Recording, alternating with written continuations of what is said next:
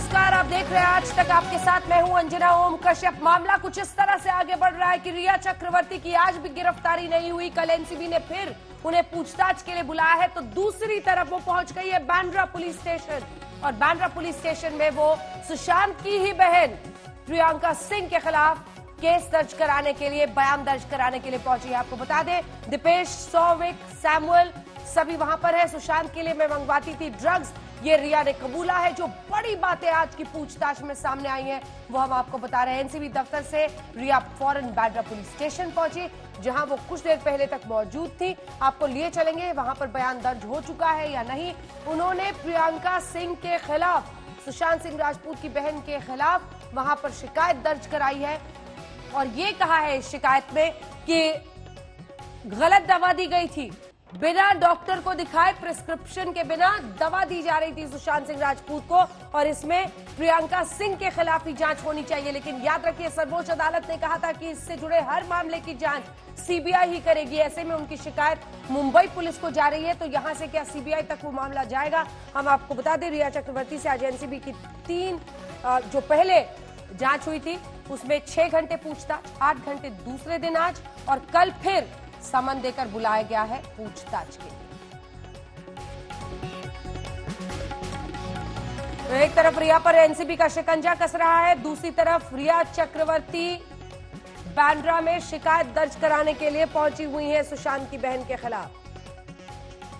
रिया चक्रवर्ती से आज एनसीबी ने 8 घंटे पूछताछ की, फिर उसे कल पूछताछ के लिए तलब कर लिया। एनसीबी के डेप्यूटी डायरेक्टर एमए जैन ने आज की पूछताछ पर क्या कहा है, सुनिए। आज उनसे पूछताछ हुई है पूरे दिन। आप जैसा जानते हैं, सुबह वो आ गई थी और पूरे दिन पूछताछ हुई है। और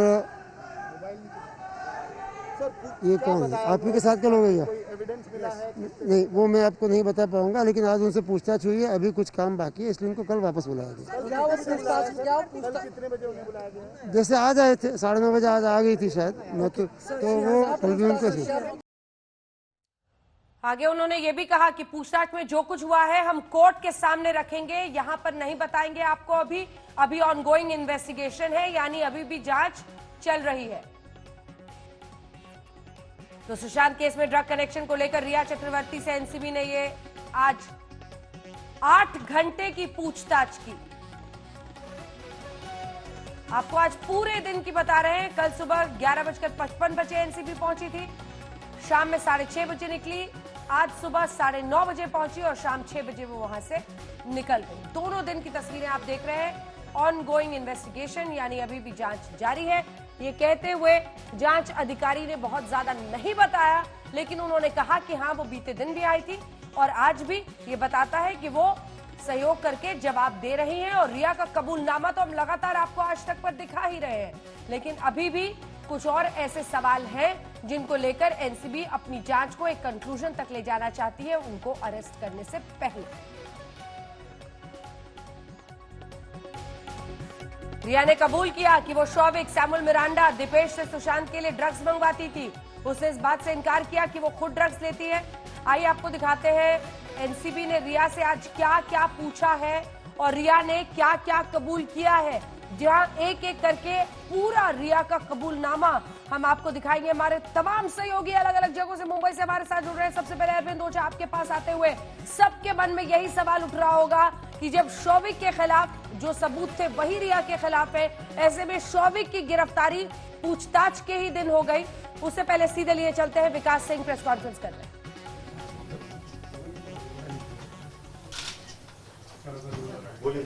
आज रिया की तरफ से एक मुंबई पुलिस, बांद्रा पुलिस को एक कंप्लेंट दी गई है। उस कंप्लेंट को मैंने देखा और मेरे सामने रखा गया, तो मैंने समझा कि इस कंप्लेंट के बारे में बात करना बहुत ज़रूरी है। ये कंप्लेंट जो है, एक तो बिल्कुल मुंबई पुलिस का उस पर कोई अख्तियार नहीं कि इस तरह का कंप्लेंट पहली बात एक्सेप्ट करे, क्योंकि सुप्रीम कोर्ट ने अपने आदेश में बड़ा स्पष्ट कह दिया है कि कोई भी इस मामले से संबंधित कोई भी कंप्लेंट होगी वो सीबीआई को ही जाएगी। इसलिए एक ये साजिश है कि किसी तरह से मुंबई पुलिस को एक्टिव रखने की साजिश है, जिसमें कि मुंबई पुलिस किसी न किसी तरह से इसमें हस्तक्षेप कर सके इस इन्वेस्टिगेशन में। तो इसलिए ये बिल्कुल बेबुनियाद कंप्लेंट है, बिल्कुल इसमें मुंबई पुलिस को कोई अधिकार नहीं है। और अगर इस कंप्लेंट को गौर से देखा जाए तो इसमें कोई कॉग्निजेबल ऑफेंस है ही नहीं। इस कंप्लेंट में जो इनकंसिस्टेंसी है कि पहले तो कह रही हैं कि उन्होंने 8 जून को ही देख लिया था कि ये प्रिस्क्रिप्शन, अगर वो भेज रही थी बहन, अगर 8 जून को ही भेज दिया था प्रिस्क्रिप्शन उनके पास और दवाइयों का नाम भेज दिया था, तो फिर सडनली इनको व्हाट्सएप मैसेज आज क्यों दिखाई दे रहा है और आज क्यों कंप्लेंट कर रही हैं। तीसरी बात कि जो ये गाइडलाइंस की बात कर रही है उस कंप्लेंट में, टेली कंसल्टेशन गाइडलाइंस, ये teleconsultation guidelines medical council of India की गाइडलाइंस, इस गाइडलाइंस के बेसिस में कोई एफआईआर या कोई कंप्लेंट दर्ज नहीं हो सकता। इस गाइडलाइन के अंतर्गत जो इन्होंने जो भी कंप्लेंट करने की कोशिश की है वो बिल्कुल मेंटेनेबल नहीं है। मतलब उसका पुलिस इस मामले में पुलिस का कोई जुरिस्डिक्शन नहीं बनता इस मामले में। तो इसलिए ये जो कंप्लेंट है इसको एक तरह से ये कंप्लेंट खुद ही एक ऑफेंस है, क्योंकि 182 धारा में आईपीसी में अगर कोई कंप्लेंट करता है किसी पुलिस अधिकारी को, उस पुलिस अधिकारी से एक गलत तरीके का इन्वेस्टिगेशन कराने के लिए या एक ऐसा इन्वेस्टिगेशन कराने के लिए जिस पुलिस अधिकारी को जिस पे कोई अधिकार नहीं हो, तो वो भी पनिशेबल है आईपीसी धारा 182 में और 6 महीने की उसमें सजा है। तो इसलिए ये जो कोशिश है इस मामले को, इस इन्वेस्टिगेशन को गुमराह करने की और एक ये अपने आप को बचाने की और ये दिखाने की कि कोई इसमें बहनों की तरफ से या किसी और की तरफ से कोई गलती हुई है, वो बिल्कुल बेबुनियाद है।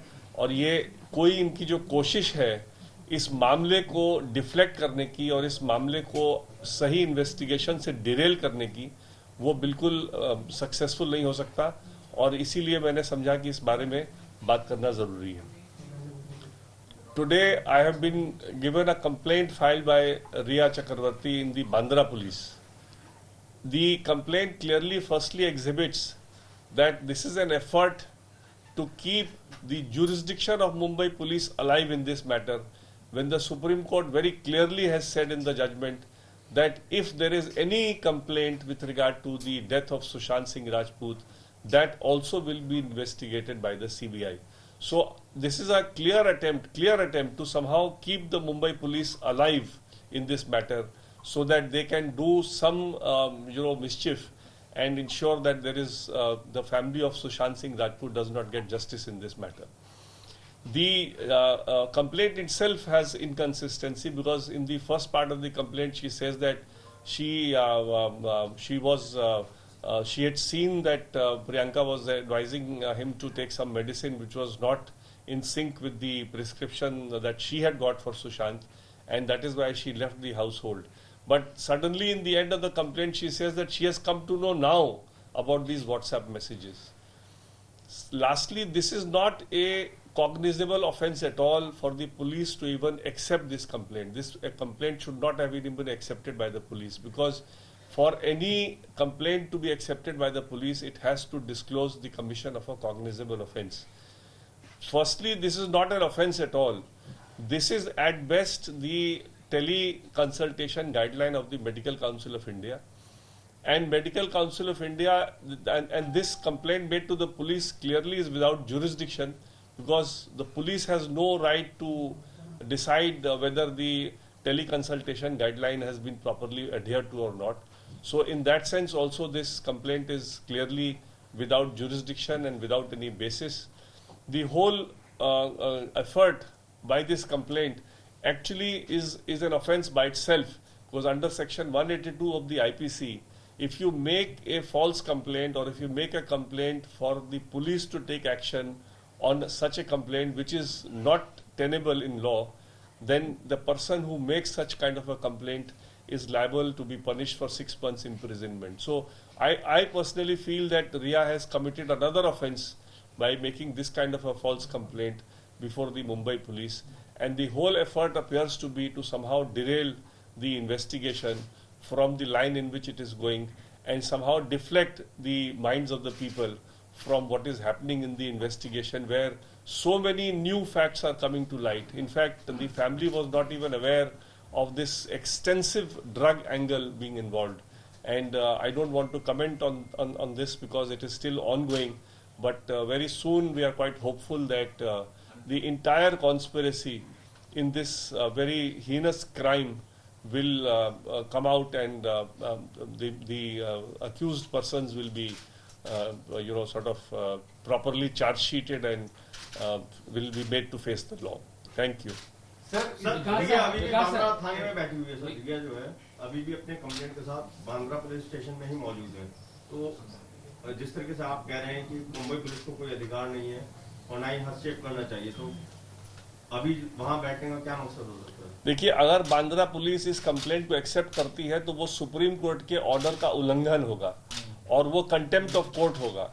और अगर बांद्रा पुलिस अगर इसको आगे बढ़ाना चाहेगी तो हम कंटेम्प्ट ऑफ कोर्ट लगा करके सुप्रीम कोर्ट में इस मामले को आगे बढ़ाएंगे और इंश्योर करेंगे कि इस तरह से जो ये मामले को एक डाइवर्ट करने की कोशिश की जा रही है उसको हम सफल ना होने दें। सर, जिस तरह से इस पूरे मामले में 15 करोड़ रुपए के लेन देन की बात थी, रूमी जाफरी ने ये बताया, जो फिल्म डायरेक्टर फिल्म प्रोड्यूसर है, उन्होंने बताया कि जिस फिल्म को लेकर चर्चा हुई थी और जिनसे बात है कि 15 करोड़ रुपए का भुगतान रिया और सुशांत की फिल्म के लिए दिया जाएगा, वो भुगतान आज तक दिया ही नहीं गया। देखिए, ये सारे मामले इन्वेस्टिगेशन के हैं और आप लोग को मैंने पहले भी कहा है कि जो इन्वेस्टिगेशन के मामले हैं उसमें मेरा बोलना बिल्कुल भी ठीक नहीं है, क्योंकि मामला अभी बहुत ही आगे बढ़ चुका है इन्वेस्टिगेशन, और हम लोग उम्मीद कर रहे हैं कि जल्दी से जल्दी इसमें खुलासा होगा और चार्जशीट फाइल होगी और पता चलेगा कि किस तरह से मनी ट्रेल अगर गया है तो कैसे गया है और क्या माध्यम था उस मनी ट्रेल को निकलने का। सर, जो ये प्रिस्क्रिप्शन आया है आरएमएल के डॉक्टर तरुण कुमार का, जिसको लेकर शिकायत की है रिया ने, उसको लेकर आप क्या कहेंगे, आपका क्या स्टैंड है? देखिए, जहां तक उस प्रिस्क्रिप्शन का सवाल है, हम तो अभी सिर्फ उनके कंप्लेंट को डील कर रहे हैं। इस कंप्लेंट में कोई बेसिस बनता है कि नहीं बनता है इसको डील कर रहे हैं। जहां तक प्रिस्क्रिप्शन का मामला है, जब ट्रायल में अगर इस प्रिस्क्रिप्शन को लाया जाएगा तो उसको भी अलग से डील करेंगे, लेकिन आज मेरे हिसाब से इसको डील करने की जरूरत नहीं है, क्योंकि ये कंप्लेंट ही बेबुनियाद है। ये कंप्लेंट पुलिस के पास जा ही नहीं सकती, इसमें कोई क्रिमिनलिटी नहीं है।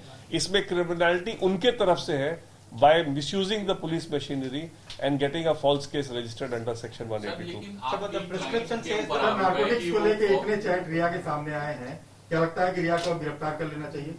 देखिए, ये तो उनका एक डिसीजन है गिरफ्तार करने का, किस तरह का एविडेंस उनको चाहिए गिरफ्तार करने के लिए, इसमें भी इंटायरली डिस्क्रिप्शन पुलिस का है। लेकिन हाँ, अगर परिवार के वकील की हैसियत से अगर पूछिएगा तो मेरे को लगता है जल्दी से जल्दी गिरफ्तारी होगी तो इसमें मामला बहुत खुलासा होगा, लेकिन ये इंटायरली डिस्क्रिप्शन है इन्वेस्टिगेशन का। सर, जिस तरीके से मामला पूरा मौत मर्डर के लिए जांच की जा रही थी, लेकिन अब जो मामला है कहीं न कहीं ड्रग की जांच के इर्द गिर्द घूम रहा है, क्या आपको लग रहा है मामले की जांच सही दिशा में जा रही है? देखिए, ये ड्रग एक एडिशनल एंगल है। ड्रग के आ जाने से मतलब ये नहीं कि मर्डर या जो एबेटमेंट टू सुसाइड किसी तरह से वो केस कमजोर हुआ है। वो केस होने के बावजूद ये एक और एडिशनल केस निकल के आया है सारे मामले में, और इसमें भी बड़ी सीरियस ऑफेंसेस निकल के आ रही हैं। इसमें सिर्फ ड्रग कंजम्पशन की बात नहीं आ रही है, बट ड्रग डीलिंग की बात भी आ रही है। इसलिए ये मामला किसी तरह से ड्रग का मामला आना मेन केस को किसी तरह से कमजोर नहीं करता है, मेन केस को किसी तरह से हस्तक्षेप नहीं करता है। सर, इस पूरे मामले में मुंबई पुलिस के पास, जैसा आपने बताया, सुप्रीम कोर्ट के ऑर्डर के बाद उनके पास कोई ज्यूरिसडिक्शन नहीं है। क्या यही शिकायत अगर सीबीआई के पास लेके जाएगा तो उस समय कितना इसकी अहमियत रहेगी? देखिए, सीबीआई के पास ले जा सकती है, जरूर ले जा सकती है अगर उनको इसमें कोई केस बनता है, लेकिन इसमें कोई क्रिमिनलिटी है ही नहीं। सीबीआई कोई भी पुलिस एजेंसी हो, चाहे मुंबई पुलिस हो या सीबीआई हो या पटना पुलिस हो, जब तक कि कॉग्निजेबल ऑफेंस नहीं हो, ऑफेंस ही नहीं, नॉर्मल ऑफेंस जो कॉग्निजेबल नहीं होता है वो मैजिस्ट्रेट के पास जाता है, वो पुलिस उस पर डायरेक्टली इंटरफेयर नहीं कर सकता। जो कॉग्निजेबल ऑफेंस है जिसमें कि पुलिस डायरेक्टली एंटरटेन कर सकता है, अगर वैसा कोई कमीशन ऑफ कॉग्निजेबल ऑफेंस हो तभी पुलिस के पास जा सकता है। और अगर इसमें कोई कॉग्निजेबल ऑफेंस होता इस कंप्लेंट में तो जरूर वो सीबीआई के पास जा सकती थी और कह सकती थी कि चूंकि सुप्रीम कोर्ट ने कहा है कि इस मामले को आपको, सारी मामले को आपको इन्वेस्टिगेट करना है, तो इस मामले को भी आपने आप उसमें लेकर के इन्वेस्टिगेट करें। आपने कहा कि सुप्रीम कोर्ट के बाद ये मुंबई पुलिस को लेना ही नहीं चाहिए था और रिया ने ऐसा किया, अभी भी वो वहाँ पर है, तो क्या लगता है कि कोई पीछे से गाइड कर रहा है, कोई है उनके पीछे इस तरह से उनको मोटिवेट कर रहा है, तमाम जो एक तरह से डिसीजन लिए जा रहे हैं, सलाह ली जा रही है, क्या लगता है आपको?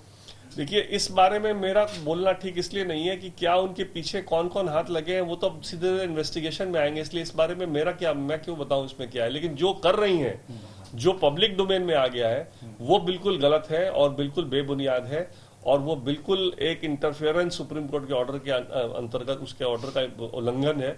और अगर बांद्रा पुलिस इसमें कुछ करना चाहेगी तो डेफिनेटली इसमें कंटेम्प्ट ऑफ कोर्ट तुरंत लगेगा। Sir, but the complaint also calls it as a forgery because at that particular point of time on June 8, Sushant Singh was in Mumbai and not in Delhi, whereas the prescription calls him as an OPD patient. Well, as far as the complaint is concerned, if you look at the tele-consultation guideline, whether Ram Manohar Lohia had the facility of tele-consultation or whether they were giving tele-consultation also in the form of OPD is something which is, if examined by the appropriate authority, not by the police, if examined by the appropriate authority, that question will arise. But that question does not arise according to me today when the matter is for a police investigation. Sir एक सवाल और sir, जो मान शिंदे हैं रिया के advocate, उनका ये कहना है कि अगर कोई भी केस मुंबई पुलिस भी रजिस्टर करती है तो सीबीआई को ट्रांसफर किया जा सकता है। आपके वक्तव्य के बाद तुरंत उन्होंने ये कॉपी डाली है और ये लिखा।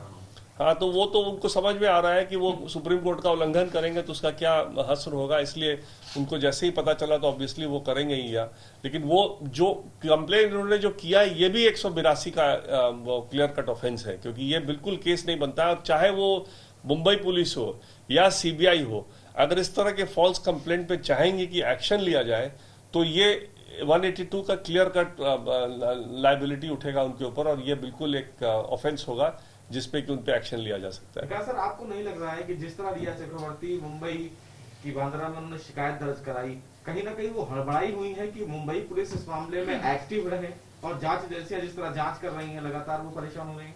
देखिए, इसमें तो कोई दो राय नहीं है। हमारा शुरू से यह मानना है कि मुंबई पुलिस कहीं ना कहीं इनके तरफ बहुत ज्यादा सॉफ्ट रहा है, इनको कहीं ना कहीं इनको वहां से सहयोग है या इनको एक अश्योरेंस है कि मामला इनकी तरफ नहीं जाएगा, इसलिए बार बार कोई मौका खोज करके ये मुंबई पुलिस में एक उनका जबरदस्ती जुरिस्डिक्शन बनाने की कोशिश कर रही है, जो कि जुरिस्डिक्शन आज के दिन में किसी हाल में नहीं बनता है सुप्रीम कोर्ट के इतने स्पष्ट निर्णय के बाद।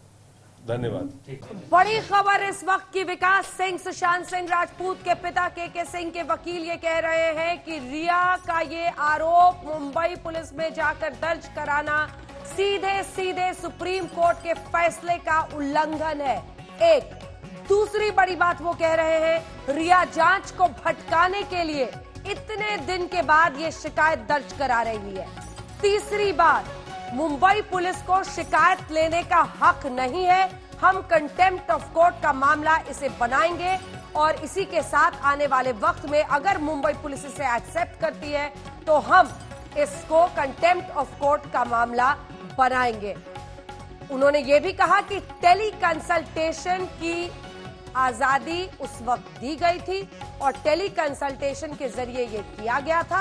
आपराधिक साजिश या फिर अपराध इसे कहना गलत है, ये नॉन कॉग्निजेबल है और इसीलिए जो वो करना चाह रही हैं वो सिर्फ और सिर्फ जांच को गुमराह करने के लिए कर रही हैं। टेली कंसल्टेशन पर शिकायत संभव नहीं है, शिकायत दर्ज हुई तो कोर्ट की अवमानना इसे माना जाएगा। इसी बीच जब उन्हें रिया के वकील सतीश माने शिंदा के बारे में जानकारी दी गई तो उन्होंने कहा कि हाँ, वो समझ गए होंगे मामला मुंबई पुलिस को भी दे तो सीबीआई ही इस पूरे मामले की जांच करेगा।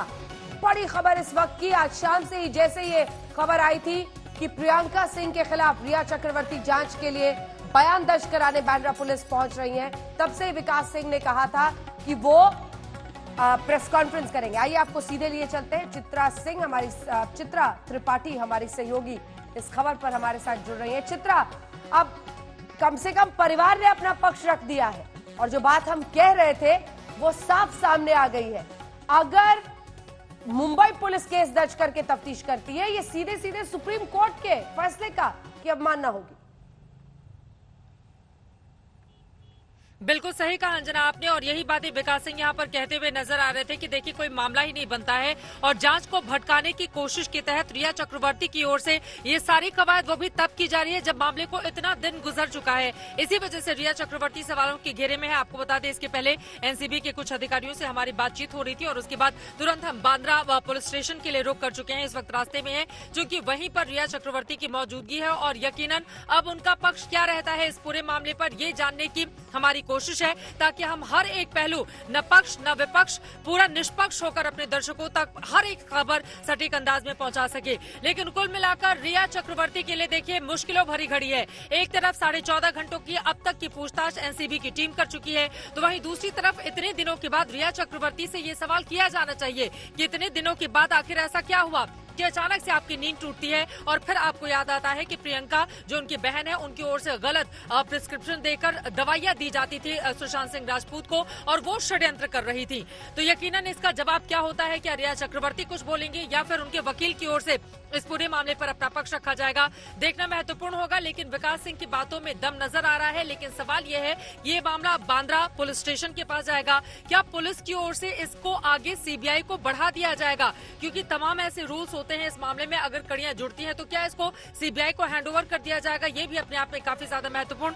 लेकिन 35 घंटे सीबीआई की पूछताछ, उसके बाद यहाँ पर 14.5 घंटे एनसीबी की पूछताछ और अब रिया चक्रवर्ती का बांद्रा पुलिस स्टेशन में बैठकर पूरे मामले पे परिवार वालों को घेरना, खासतौर पर बहनों को घेरना। देखिए यहाँ पर बहन वर्सेस रिया चक्रवर्ती जिस तरह से ये पूरा मामला आगे बढ़ता हुआ चला जा रहा है, ये भी अपने आप में बेहद दुर्भाग्यपूर्ण है। उधर से भी आरोपों की बचाव, इधर से भी आरोपों की बचाव। सिंह हमारे सहयोगी भी हमारे साथ जुड़ गए हैं, एक सेकंड चित्रा, और हमारे साथ सौरभ वक्तानिया भी जुड़ गए हैं। लेकिन आप लोगों के पास जाने से पहले रिया आज फिर गिरफ्तारी से बच गई। आज रिया ने सुशांत की बहन प्रियंका के खिलाफ एक शिकायत दर्ज कराई है। रिया ने इस एफआईआर में सुशांत की बहन प्रियंका पर फर्जी मेडिकल प्रिस्क्रिप्शन भेजने का आरोप लगाया।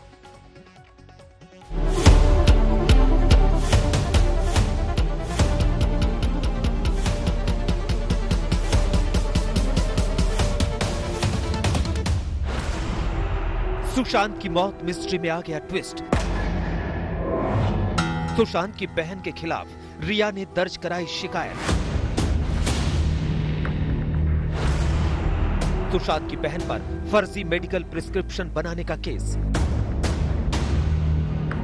नारकोटिक्स की पूछताछ में बुरी तरह से फंस चुकी रिया चक्रवर्ती ने सुशांत की बहन प्रियंका पर केस दर्ज कराकर सुशांत की मौत मिस्ट्री में नया ट्विस्ट ला दिया है।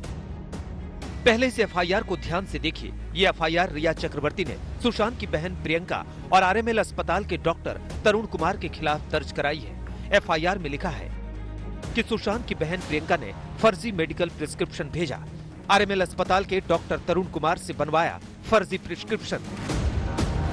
रिया चक्रवर्ती की शिकायत पर जालसाजी, एनडीपीएस एक्ट और टेलीमेडिसिन प्रैक्टिस गाइडलाइंस 2020 के तहत केस दर्ज कर लिया गया है।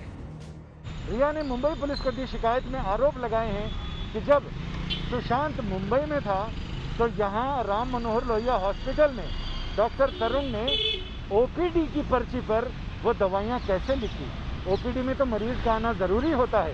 इस पर विकास सिंह पहले भी कह चुके हैं, जो सुशांत सिंह के पिता के सिंह के वकील हैं। विकास सिंह पहले भी कह चुके हैं कि जिस समय कोविड का दौर था उस समय टेलीफोन के थ्रू भी इस तरह के पर्चे जा रहे थे। रिया चक्रवर्ती के मुताबिक ये फर्जी प्रिस्क्रिप्शन प्रियंका ने 8 जून को भेजा था। इस मेडिकल दस्तावेज में जिन दवाओं का जिक्र है वो एनडीपीएस एक्ट के तहत आती है और इसकी मनाही है। जाहिर सी बात है कि जिस तरह से रिया के खिलाफ सुशांत का परिवार लगातार नए नए आरोप लगा रहा है, उसके जवाब में रिया ने ये केस किया है। आज तक के पास सुशांत और प्रियंका सिंह का वो चैट भी है जिसमें प्रियंका इन दवाओं का जिक्र कर रही है, साथ ही सुशांत को बता रही है कि कैसे इन दवाओं को कब लेना है। पहले एक हफ्ते दवा लिब्रियम लो, फिर नाश्ते के बाद नेक्सिटो 10 mg। एंजाइटी अटैक पड़ने पर दवा लोनाजेप ले सकते हो। ओके सोनू दी, बिना पर्चे की दवाइयाँ कोई नहीं देगा। अगर पर्चे का इंतजाम हो जाता है तो मैं मिस्ड कॉल करती हूँ। बाबू फोन करो, मैंने पर्चा भेज दिया है। मेरा एक दोस्त यहाँ का मशहूर डॉक्टर है जो तुम्हारी मुंबई के अच्छे डॉक्टरों से पहचान करा देगा। सब कॉन्फिडेंशियल है, चिंता मत करो। बाबू ये पर्चा दिल्ली का है, लेकिन कोई बात नहीं। अगर कोई पूछे तो बता देना कि ऑनलाइन कंसल्टेशन किया है। ओके, धन्यवाद सोनू दी। हैरानी की बात है कि डॉक्टर तरुण कुमार आरएमएल अस्पताल में कार्डियोलॉजिस्ट हैं। ऐसे में सवाल ये है कि क्या उन्होंने खुद सच में अपने पर्चे पर सुशांत को दवाइयां लिखी? अगर लिखी तो क्यों? ये जवाब तरुण कुमार को देने होंगे, क्योंकि गंभीर धाराओं में उनके खिलाफ मुंबई में केस दर्ज हो गया है। सुशांत की रिपोर्ट कोर्ट में जाएगी, उसके बाद अगला जो छन्नी लगेगी, अगली जो रिफाइंड किया जाएगा उसको, वो वहाँ पर दूध का दूध और पानी का पानी आएगा। फिलहाल राम मनोहर लोहिया हॉस्पिटल में उस शिकायत के आधार पर यहाँ के डॉक्टर, यहाँ का प्रशासन जवाब तलाशने में लग गया है। सवाल ये भी है कि ड्रग्स मामले में बुरी तरह फंसी रिया चक्रवर्ती ने सुशांत की बहन के खिलाफ शिकायत क्यों दर्ज कराई? मुंबई से अरविंद ओझा, आशुतोष मिश्रा, चित्रा त्रिपाठी और मौसमी सिंह के साथ आज तक ब्यूरो। तो इस खबर पर हमारी नजर रहेगी। दूसरी तरफ एक बहुत बड़ा घमासान इस वक्त चल रहा है महाराष्ट्र सरकार और कंगना रनौत के बीच में, जिस पर बातचीत करने के लिए हमारे साथ इस वक्त जुड़ रहे हैं हिमाचल प्रदेश के मुख्यमंत्री जयराम ठाकुर साहब। जयराम जी, कंगना रनौत को सिक्योरिटी देने की नौबत क्यों आ गई? ये परिस्थितियां सियासी ज्यादा हो गई हैं और इस बीच अब एक एक्टर को सुरक्षा देने की नौबत आ रही है। एक तरफ वाई कैटेगरी की सिक्योरिटी, बीते दिन आपने भी सिक्योरिटी की बात की थी, क्यों कूदना पड़ रहा है इसमें सरकारों को? देखिए, सीधी सी बात है, कंगना रनावत हिमाचल प्रदेश से हैं और हमारी हिमाचल की बेटी है और हमारी ये नैतिक जिम्मेवारी बनती है कि ऐसी परिस्थिति में जब कंगना जी ने बहुत बेहतर काम करते हुए फिल्म इंडस्ट्री में बहुत छोटी सी बैकग्राउंड से संघर्ष करते हुए इस मुकाम को हासिल किया, प्रदेश का नाम रोशन किया और उसके बाद देश का नाम रोशन किया, ऐसी परिस्थिति में जब उनको लग रहा है कि मैं सुरक्षित नहीं हूं, उनके परिवार को लग रहा है कि मैं सुरक्षित नहीं हूं, उनके पिताजी ने लिख करके भी दिया और ऐसी में हमने स्टेट गवर्नमेंट की ओर से उस थ्रेट परसेप्शन का थोड़ा असेसमेंट किया। उसमें हमको लगा कि हकीकत है इस वक्त उनको मदद करनी चाहिए और इसलिए हमने हिमाचल प्रदेश सरकार की ओर से उनको सुरक्षा मुहैया उनके निवास मनाली में करवाने का इंतजाम किया। और उसके साथ साथ में मुझे ये भी कहना है कि इस सारे विषय को लेकर के केंद्र सरकार ने, मिनिस्ट्री ऑफ होम अफेयर्स की ओर से भी जब इसको असेस किया गया तो उनको वाई कैटेगरी की सिक्योरिटी देने का एक निर्णय हुआ और उस निर्णय के मुताबिक सीआरपीएफ के जवान जो एक दस्ता जो है कमांडोज का, उनकी सुरक्षा के लिए रहेगा। आपने कहा कि हमने थ्रेट परसेप्शन की स्टडी की, यानी क्या खतरा है उसको आंकने के लिए आपने इंक्वायरी की। क्या मिला आपको उस इंक्वायरी में? क्या समझ में आया? सीधी सी बात है कि जिस तरह से उनका मूवमेंट है, यहाँ से 9 तारीख को उनका मूवमेंट हिमाचल से चंडीगढ़ और चंडीगढ़ के बाद उनने मुंबई जाना है और मुंबई में जिस प्रकार से जो हालात बने हैं, परिस्थितियां बनी हैं, जिस प्रकार से उनको वहां की महाराष्ट्र की सरकार के एक वरिष्ठ मंत्री ने विशेष तौर से टिप्पणी की है उनके वहां पर आने पर, तो ऐसे में ये हमारी जिम्मेवारी बनती है, हम उस जिम्मेवारी का निर्वहन कर रहे हैं। इसमें राजनीति का कोई लेना देना नहीं है। और मैं सीधी सी बात कहना चाहता हूँ, कई बार ऐसी परिस्थितियां इस प्रकार की जब होती है तो सामान्य व्यक्ति को भी सुरक्षा मुहैया करवाने की बात आती है। उसमें हिमाचल प्रदेश सरकार ने आज से पहले भी किया है। अच्छा, ये बताइए, क्या ये वाकई कंगना रनौत ही और उन्हीं के इर्द गिर्द पूरा मामला है या अब ये बीजेपी वर्सेस महाराष्ट्र सरकार, BJP versus Shiv Sena, BJP versus Uddhav Thackeray सीधे लड़ाई बन गई है? नहीं, मुझे लगता कि उस तरह से इसको लेने की आवश्यकता नहीं है बिल्कुल भी, क्योंकि हमारी बात सिर्फ इतनी है कि वहां के एक वरिष्ठ मंत्री ने बहुत अलग तरह की टिप्पणी करते हुए उस तरह से जो वांछित नहीं थी और भारतीय संविधान के अनुसार जो है कोई भी नागरिक भारत के किसी कोने में जा सकता है और ऐसे में वहां की जिम्मेवारी, उस सरकार की जिम्मेवारी बनती है कि उस नागरिक की सुरक्षा की बात जो है सुनिश्चित करे। तो ऐसे में मंत्री ही इस प्रकार की बात कहे तो वो सचमुच में चिंता का विषय है। इसलिए हमने ये निर्णय किया है और हमारा सिर्फ राजनीति से कोई लेना देना इस विषय का है। सीधी सी बात है, कंगना जी मुंबई जा रही हैं कुछ दिनों के लिए और वहां जाने के लिए जो है उनके पिताजी ने हमसे आग्रह किया कि बेटी को सुरक्षा की आवश्यकता है और हमने वो सुरक्षा उपलब्ध करवाई है। कंगना से बात हुई है क्या आपकी? जी, उनसे भी बात हुई, उनकी सिस्टर से भी मेरी बात हुई। क्या कहा कंगना रनौत ने? मुख्यमंत्री जयराम ठाकुर से क्या कहा? न, उनका कहना यही है कि मैं आपका धन्यवाद करती हूं, क्योंकि विशेष तौर से ऐसे परिस्थिति में आपने हमारी मदद की है। हम थोड़ा चिंतित थे सारे विषय को लेकर के, और यही इतनी बात कही है, इससे ज्यादा कोई बात नहीं। लेकिन कहां बचाइएगा जयराम ठाकुर जी, क्योंकि आज तो कंगना रनौत ने बताया और वहां बीएमसी के अधिकारी उनके दफ्तर तक, उनका जो स्टूडियो है वहां तक पहुंच गए थे। उन्होंने ये आरोप लगाया है कि उद्धव सरकार बीएमसी उनके ऑफिस को कल वहां पर डिमोलिश ढाने वाली है। देखिए, इन सारी चीजों को लेकर के मुझे अभी बहुत ज्यादा सारे विषयों को लेकर के नहीं कहना है। मेरा विषय सिर्फ अभी तक जो है वो उनकी सुरक्षा को लेकर के है, और ऐसे में ये हमारी जिम्मेवारी बनती है, उस जिम्मेवारी का हम निर्वहन कर रहे हैं। बाकी इस इश्यू को लेकर के मुझे बहुत ज्यादा नहीं कहना है, मैं तो सिर्फ इतना ही कहना चाहूंगा। चलिए ठीक है, चलते चलते एक आखिरी सवाल मैं आपसे पूछना चाहती हूँ कि ये ठीक है, आप कह रहे हैं हिमाचल प्रदेश की बेटी है, एक सुशांत सिंह राजपूत के इर्द गिर्द कई सारे बातें आई, जिसमें ड्रग्स का भी मामला सामने आया, जिसमें खुलकर कंगना रनौत ने मोर्चा खोला मुंबई के कई सितारों के खिलाफ। उन्होंने भी कई लोगों के नाम लेकर उन पर आरोप लगाए। ऐसे में ये सवाल उठता है कि क्या जब आप उन्हें सिक्योरिटी दे रहे हैं तो आप उनके उन तमाम आरोपों और स्टेटमेंट्स को भी सेकंड कर रहे हैं? ठाकुर साहब, देखिए, मैं बिल्कुल भी इन सारी चीजों को लेकर के, अगर ड्रग्स के खिलाफ कंगना जी ने बात कही है तो उसमें तो मुझे लगता है कि किसी भी देश के नागरिक को कोई आपत्ति नहीं होनी चाहिए, उनके साथ खड़े होने की जरूरत है। ऐसे में वो किनका नाम ले रही हैं, वो जानकारी उनके पास उपलब्ध है, हमारे पास जानकारी उपलब्ध नहीं है। हम सिर्फ इतना कह रहे हैं कि उन्होंने कुछ बातें कही हैं, उनका कॉन्टेक्स्ट अलग तरह का, जिस प्रकार से जिस संदर्भ से जुड़ा हुआ है उसी तक तो ये देखना चाहिए। हमारा संदर्भ सिर्फ इतना है कि हिमाचल की बेटी ने हिमाचल का नाम ऊंचा किया है, बहुत अच्छा उन्होंने परफॉर्म किया है इस इंडस्ट्री में जाकर के, और ऐसी बैकग्राउंड से जहां पृष्ठभूमि परिवार की इस तरह की नहीं थी कि ऐसे मुकाम को वो हासिल कर सकती है, मेहनत करके उस मुकाम को हासिल किया है। ऐसे में आज की तारीख में जो उनको आवश्यक लग रहा है कि उनकी सुरक्षा से संबंधित कुछ मदद होनी चाहिए, वो मदद हमने उपलब्ध की है, और मैं समझता हूं कि यह हमारी जिम्मेवारी जिसको हम निभा रहे हैं। आपका ये समर्थन क्या नैतिक स्तर पर उस संघर्ष में भी रहेगा जब वो मुंबई जाएंगी और वहां पर अपना काम करने की कोशिश करेंगी? क्योंकि 9 को वो जा रही हैं, और 9 को वो जा रही हैं सर, 9 को जा रही हैं, और आसान नहीं होगा ऐसा, जो अब एकदम आमने सामने की लड़ाई, जिसमें अब शब्दों का भी इस्तेमाल किया गया है कंगना के खिलाफ, अब ये आमने सामने की लड़ाई बन चुकी है। ऐसे में आप कहां तक समर्थन देंगे और किस स्तर पर देंगे, किन बातों पर देंगे, ये स्पष्ट करें। देखिए, हिमाचल की बेटी होने के नाते उनकी सुरक्षा से संबंधित जितने भी पहलू हैं वो सुरक्षित रहें, सुरक्षित होकर के काम करें, सुरक्षित महसूस करें, ये हमको लगता है कि ये बहुत आवश्यक है। और उस दृष्टि से कामकाज में वो ठीक प्रकार से आगे बढ़ें, तो हमारी ओर से तो सिर्फ इतनी बात है। एक आखिरी छोटा सा सवाल, वो कहती हैं कि सभी स्टार्स का ड्रग टेस्ट होना चाहिए, क्या जयराम ठाकुर जी भी यही कहते हैं?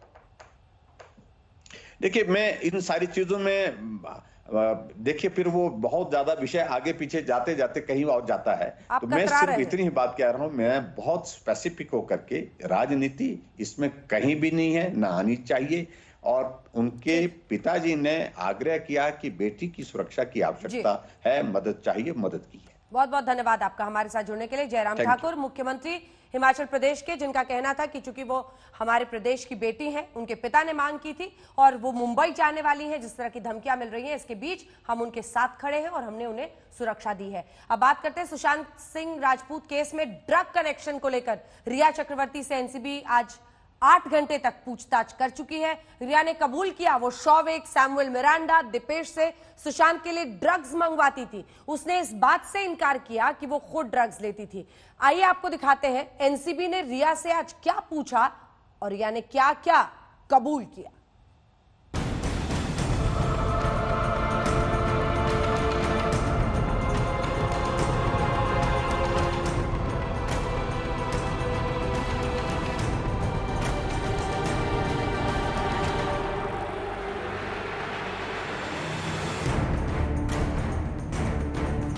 सुबह 9:30 बजे रिया चक्रवर्ती की जीप कंपास पुलिस सुरक्षा में एक बार फिर मुंबई के नारकोटिक्स कंट्रोल ब्यूरो के दफ्तर पहुंच गई। सारी गाड़ियां एक एक कर भीतर गई। जैसे ही आखिरी गाड़ी भीतर गई, पुलिस वाले बैरिकेडिंग को घेर कर खड़े हो गए। भीतर अपनी गाड़ी से उतरकर रिया चक्रवर्ती एक झटके में आगे बढ़ी। रिया चक्रवर्ती के हाथों में कागजात का पुलिंदा था। वो तेजी से एनसीबी के दफ्तर में घुस गई। देखिए, इस वक्त जो गाड़ी आपको दिख रही है ये रिया चक्रवर्ती की गाड़ी है और यहाँ पर पुलिस कॉन्वॉय के साथ में यहाँ पर रिया चक्रवर्ती पहुँच गई हैं। तो आप देख सकते हैं यहाँ पर रिया चक्रवर्ती की गाड़ी पहले से ही बंदोबस्त किया गया था यहाँ पर। और आप देखिए कि जो रिया चक्रवर्ती की गाड़ी है पुलिस कॉन्वॉय के साथ में यहाँ पर देखिए, ये देखिए हुडी लगाए हुए रिया चक्रवर्ती यहाँ पर पहुंची हैं। एनसीबी ने रिया से पूछताछ के लिए बाकायदा प्लान बना लिया था।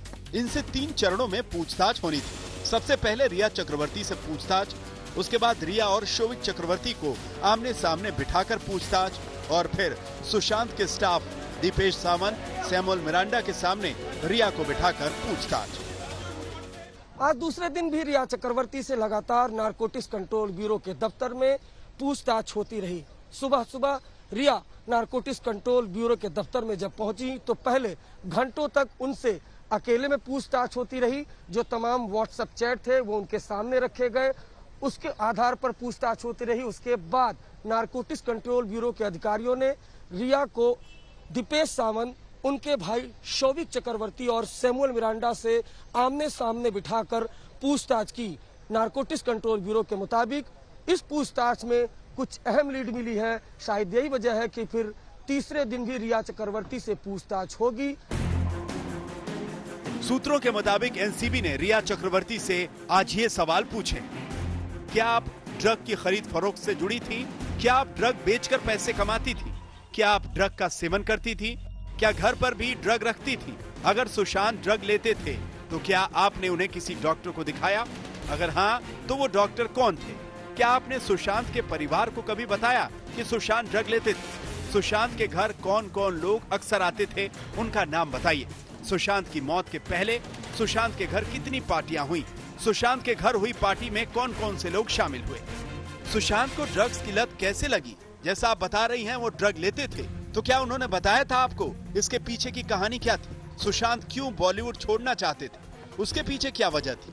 क्या वजह ड्रग्स थी और उसकी जिम्मेदार आप थी? आपने सुशांत को ड्रग छुड़वाने के लिए क्या कोई रिहैब सेंटर से संपर्क किया था? क्या आप बॉलीवुड में अपने जानकारों को भी अपने भाई के जरिए ड्रग सप्लाई करती हैं? आप पर आरोप है कि आप सुशांत की चाय, कॉफी, जूस में ड्रग्स मिलाती थी। इस पर आपको क्या कहना है? महत्वपूर्ण सवाल है आज जो एनसीबी की टीम ने उनके सामने रखे हैं। सबसे पहला ड्रग्स को लेकर कि क्या आप उसको कंज्यूम करती थी? ड्रग्स क्या सुशांत को आप दिया करती थी? जो घर पर पार्टियां होती थी क्या उसके लिए ड्रग्स मंगवाया जाता था? इसके अलावा आगे बढ़ते हुए सवाल ये भी दागा गया है कि पार्टियों के लिए ड्रग्स का इंतजाम क्या आप करती थी और शोविक चक्रवर्ती के माध्यम से उस ड्रग्स को मंगवाया जाता था? सूत्रों के मुताबिक एनसीबी के सामने रिया चक्रवर्ती ने सोमवार को तमाम बातें कबूल कर ली थी। जैद ने सैमुअल मिरांडा को ड्रग दिया था। रिया को यह बात मालूम थी। रिया जानती थी कि उनके भाई शोविक ने ही जैद से ड्रग मंगवाई थी। रिया ने यह बात कबूल किया कि वो सुशांत के लिए शोविक से ड्रग्स मंगवाती थी। रिया ने अपनी चैट के बारे में भी कबूल किया कि वो चैट उसी के लिए किए गए थे। रिया ने यह भी माना कि शोविक बासित परिहार से ड्रग्स हासिल करता था। सुशांत केस की जांच देश की 3 सबसे बड़ी जांच एजेंसियां सीबीआई, ईडी और एनसीबी कर रही हैं। सुशांत केस में रिया चक्रवर्ती की भूमिका ही कुछ ऐसी है कि वो तीनों एजेंसियों के रडार पर हैं, लेकिन सबसे तगड़ा शिकंजा उन पर एनसीबी का कसा है। वजह भी साफ है कि ड्रग कनेक्शन को लेकर तमाम सबूत रिया की तरफ ही इशारा कर रहे हैं। मुनीश पांडे और आशुतोष मिश्रा के साथ अरविंद ओझा, मुंबई, आज तक। बड़ी खबर इस वक्त आ रही है कि कल रिया चक्रवर्ती और भाई शोविक चक्रवर्ती को आमने सामने करके पूछताछ होगी। सीधे लिए चलते हैं आपको, हमारे सहयोगी इसी खबर पर हमारे साथ जुड़ रहे हैं। केसवानी और मिरांडा के साथ भी रिया से पूछताछ। मुनीश पांडे, कल आमना सामना होगा भाई बहन का एनसीबी के सामने।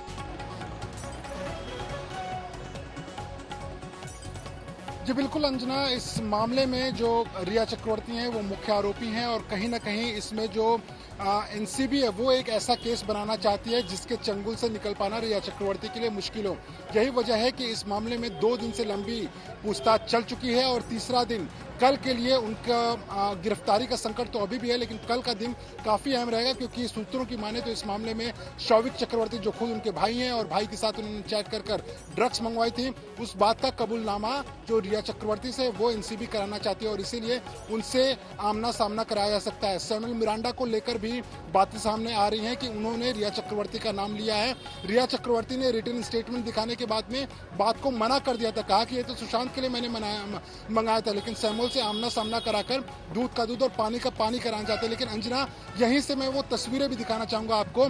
बांद्रा पुलिस स्टेशन में रिया चक्रवर्ती अभी भी इस बांद्रा पुलिस स्टेशन में मौजूद हैं। लगभग 1.5 घंटे से ज्यादा का वक्त हो चुका है जब वो यहाँ पर अपनी कंप्लेन लेकर जो स्टेशन के ऑफिसर इंचार्ज हैं वहाँ पर बैठी हुई हैं। जो हमें खबरें मिल रही हैं कि उसके मुताबिक ये तय किया जा रहा है कि आखिरकार इस पूरे मामले में प्रियंका सिंह और जो डॉक्टर का नाम सामने आ रहा है उनके खिलाफ एफआईआर दर्ज की जाए या नहीं की जाए। मामला इसलिए भी मुंबई पुलिस के लिए बेहद गंभीर बन जाता है अंजना, क्योंकि मैं बता दूं इसमें कि सुशांत की मौत को काफी दिन हो चुके हैं और जिस मामले में कंप्लेन दर्ज कराना चाहते हैं, और मैं अपने कैमरा पर्सन प्रशांत से कहूंगा आपको तस्वीरें दिखाते रहे। मैं बताना चाहूंगा आपको कि 8 तारीख को एक कथित रूप से चैट हुई थी सुशांत सिंह राजपूत और प्रियंका सिंह के बीच में, जिसमें पहले उन्होंने 3 दवाओं के बारे में बात की, उसके बाद में उन्होंने डॉक्टर की एक पर्ची दिलवाई। आरोप यह है कि वो डॉक्टर ने जो पर्ची दिलवाई वो गैर कानूनी थी और उन दवाओं को बिना डॉक्टर आमने सामने पेशेंट को देखे, यानी कि सुशांत को देखे बिना नहीं दे सकता था। उसी को लेकर आज मौत के 80-82 दिन के बाद में यहाँ पर रिया चक्रवर्ती पहुंची हैं और उनका साफ तौर पे जो मुंबई पुलिस से वो गुजारिश कर रहे हैं कि इसमें वो एफआईआर दर्ज कर लें। लेकिन मुंबई पुलिस को भी इस मामले में अच्छे तरीके से पता है कि सुप्रीम कोर्ट की निगरानी में सीबीआई को जांच सौंपी गई है। ऐसे में अगर वो एफआईआर दर्ज करते हैं तो कहीं ना कहीं सुप्रीम कोर्ट को भी उनको सफाई देनी पड़ेगी और उससे ज्यादा उन तमाम लाखों करोड़ों लोगों को सफाई देनी पड़ेगी, क्योंकि मुंबई पुलिस पहले से ही सवालों के घेरे में है, ना सिर्फ गलत जांच करने में, गलत दिशा में जांच करने में, बल्कि उन लोगों के बयान दर्ज करने के लिए जिनका की कोई इस मामले से लेना देना भी नहीं था। तो अब देखना होगा कि कुछ समय के बाद में क्या खबर निकल के आती है, लेकिन 1.5 घंटे से ज्यादा वक्त हो चुका है। रिया चक्रवर्ती अभी भी इस पुलिस स्टेशन के अंदर मौजूद हैं और कोशिश वो यही कर रही है कि इसमें एफआईआर दर्ज हो जाए, लेकिन अभी तक फिलहाल एफआईआर दर्ज नहीं हुई है। अंजना, आप सभी हमारे साथ बने रहिए, लेकिन उससे पहले अपने दर्शकों को एक रिपोर्ट दिखाते हैं। देखिए, एक तरफ एनसीबी का शिकंजा कस रहा है तो दूसरी तरफ बांद्रा पुलिस स्टेशन में पहुंची हुई है, खुद घिरी हुई है ड्रग्स के पूरे मामले में, तो अब परिवार पर सवाल खड़े कर रही है, बयान दर्ज कराने गई हैं। इस बीच सुशांत सिंह राजपूत की मौत को लेकर ये पूरा मामला आगे बढ़ रहा है कई एंगल से। सुशांत को जहर ने मारा, ये बड़ा सवाल, क्योंकि एम्स की फॉरेंसिक टीम सुशांत के विसरा में जहर की जांच कर रही है। इस टीम ने पिछले 2 दिन में जो बातें सामने रखी हैं उससे ये शक गहराता है कि सुशांत ने आत्महत्या नहीं की, कहीं उनकी हत्या तो नहीं हुई।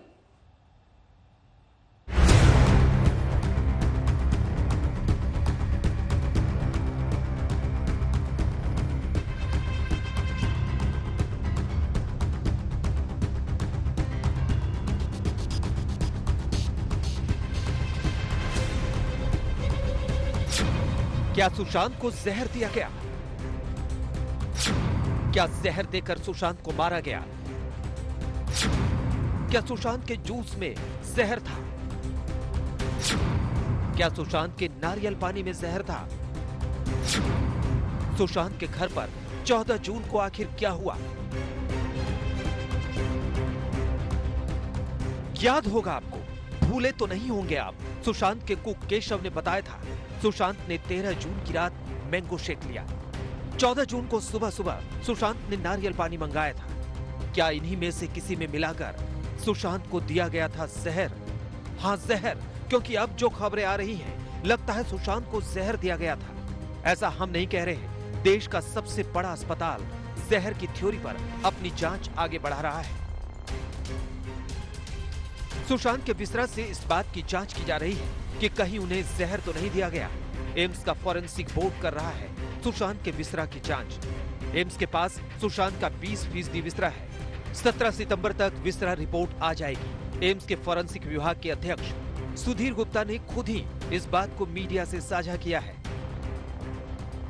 पुख्ता तौर पर फिलहाल ये कहना मुश्किल है कि सुशांत को जहर दिया गया, लेकिन इतना तय है कि अगर उन्हें जहर दिया गया या उन्हें धीमा जहर दिया जा रहा था तो इस जांच में सब कुछ शीशे की तरह साफ हो जाएगा, क्योंकि जिन इक्विपमेंट से सुशांत के विसरा की जांच हो रही है उसी से अमेरिका की मशहूर जांच एजेंसी FBI भी जांच करती है।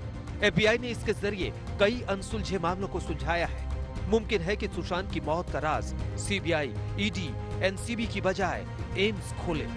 10 दिन, बस 10 दिन की बात है, विसरा रिपोर्ट आ जाएगी, फिर किसी शक सुबह की गुंजाइश नहीं बचेगी। वैसे सुशांत के पिता पहले भी रिया पर इल्जाम लगा चुके हैं कि वो सुशांत को जहर देती थी। रिया मेरे बेटे सुशांत को लंबे समय से जहर पिलाया करती थी, वो इसकी हत्यारी है। जांच एजेंसी को चाहिए कि रिया को और उसके सहयोगी को अविलंब गिरफ्तार करें और उसे सजा दिलाएं। तो पिता का यह आरोप और वहां से एम्स की टीम का फोरेंसिक जांच। लेकिन आइए आपको सीधे लिए चलते हैं। मौसमी सिंह हमारी सहयोगी मुंबई से हमारे साथ बनी हुई है, लगातार कवर कर रही है। NCB से निकले, बांद्रा पुलिस स्टेशन पहुंचे, रिया वहां बयान दर्ज करा रही है। इधर विकास सिंह ने मोर्चा खोल दिया है, परिवार के वकील ने, कि सुप्रीम कोर्ट के अवमानना के तौर पर इसे देखा जाएगा। मौसमी,